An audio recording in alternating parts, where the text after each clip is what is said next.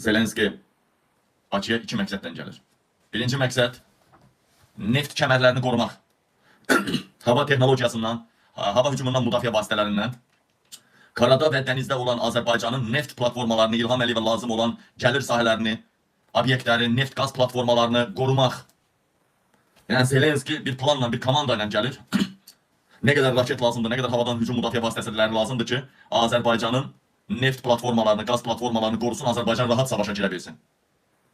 Bunun üçün Zelenski gəlir. Ərəb ölkələrine niyə getmişdi? Onun üçün getmişdi. 36 dənə mütəxəssisini İran burada öldürdü.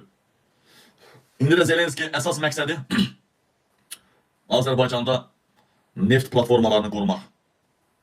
Neft qaz platformalarını, hava aerodromları qorumaq məqsədi ilə gəlir Zelenski.